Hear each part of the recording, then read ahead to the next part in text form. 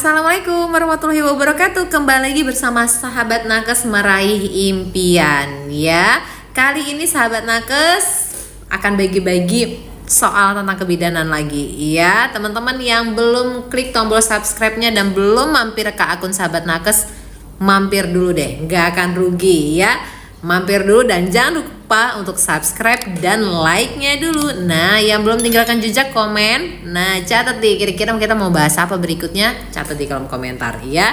Yuk kita langsung masuk ke soal yang pertama. Di sini teman-teman ada soal mengenai ibu hamil dengan apa temanya kita? Penyakit penular ya. Pada ibu hamil bagaimana penanganannya di puskesmas? Usia kehamilan 24 tahun ke puskesmas untuk kunjungan kehamilan yang kedua atau TM3-nya di trimester ketiga ya. Diketahui pada saat kunjungan pertamanya usia 14 minggu, berarti dia sudah pernah datang di 14 minggu itu menjalani pemeriksaan HIV dan hasilnya negatif ya. TM1 dia non reaktif ya. Suaminya positif. Suami positif. Nah, sedang menjalani terapi. Kira-kira ibu tidak menunjukkan gejala klinis dan merasa sehat. Apakah tindakan yang paling tepat dilakukan oleh bidan saat ini? Ya, coba perhatikan apakah yang A masuk ke dalam pilihan tidak perlu melakukan pemeriksaan ulang. Itu bukan sesuai dengan pedoman ya, karena HIV ibu kan negatif. Benar apa? Ya, lakukan pemeriksaan ulang HIV pada trimester ketiga, ataukah ulangi pemeriksaan HIV setiap bulan selama kehamilan, atau tunda pemeriksaan HIV hingga menunjukkan gejala. Hampir bikin kita ragu ya, lakukan pemeriksaan HIV hanya jika bayi menunjukkan tanda gejala infeksi. Nah, untuk pedoman PPI sendiri teman-teman harus perhatikan ketika soalnya seperti ini. Yang harus dilakukan adalah yang pertama, pada TM1 itu wajib, baik ada gejala atau tidak ada gejala, triple eliminasi ya. Untuk HIV, sifilis, dan HBsAg itu wajib. Nah, ada khusus untuk teman-teman yang dinyatakan non reaktif pada kasus seperti ini, itu wajib dilakukan pengulangan cek di TM3. Berarti jawabannya yang mana teman-teman? Iya, betul. Berarti lakukan pengulangan pemeriksaan ulang di TM ketiga. Nah, kita lanjut ke soal yang nomor 2, masih dengan penyakit menular pada ibu hamil ya. Seorang ibu G2P1A0 datang ke puskesmas untuk pemeriksaan kehamilan yang pertama, 16 minggu. Hasil pemeriksaan laboratorium menunjukkan HBsAg, sekarang hepatitis, tadi HIV ya. HBsAg-nya positif reaktif. Ibu tampak sehat dan tidak ada keluhan. Riwayat imunisasi hepatitis B sebelumnya tidak diketahui. Apakah tindakan yang paling tepat yang harus dilakukan oleh bidan?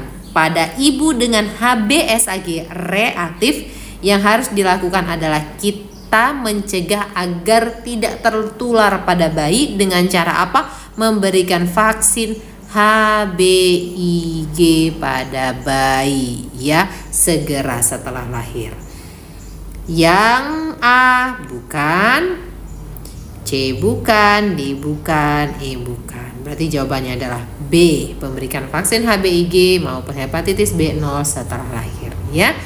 Teman-teman, sebelum masuk ke soal yang berikutnya, soal nomor 3, teman-teman perhatikan ada info terbaru di sahabat nakes, yaitu ada tryout SKB untuk bidan. Jangan sampai ketinggalan ya. Bidan terampil, bidan ahli pertama, langsung ikutin tryout ini. Bahas soal sesering mungkin dengan model macam-macam, itu jauh lebih baik untuk persiapan nanti. Oke? Kita lanjut ke soal yang terakhir, yaitu masih dengan tema HBsAg positif ya. Seorang bayi lahir cukup bulan dari ibu hamil terdeteksi HBsAg ya. Nah, bayinya sudah memperoleh HBIG nih. Pada saat setelah lahir dia dapat HBIG. Setelah itu dapat juga hepatitis B0. Nah, dilanjutkan juga. Dapat apa lagi dia? HB1, 2, dan 3 sudah komplit dia di sini ya, sampai ketiga. Kapan waktu yang paling tepat untuk mengecek apakah dia terdeteksi infeksi hepatitis B atau tidak? Ya. Yang harus dilakukan ini berdasarkan pedoman, yaitu saat bayi usia 9 atau sampai dengan 12 bulan atau pasca dari hepatitis yang ketiga. Ya, kita perhatikan. Bukan A, B bukan, iya. Betul. C. Saat bayi berusia 9 bulan atau minimal 1 bulan setelah imunisasi HB lengkap. Teman-teman latih terus dengan berbagai macam model soal, itu akan membuat teman-teman cepat ngerjainnya. Kita bukan hanya sekedar butuh benar, tetapi cepat mengerjakan. Jadi waktu sisanya bisa untuk mengerjakan soal yang lebih sulit ya. Oke, semoga bermanfaat dan semangat selalu agar memperoleh nilai yang terbaik. Terima kasih, semoga bermanfaat. Wassalamualaikum warahmatullahi wabarakatuh.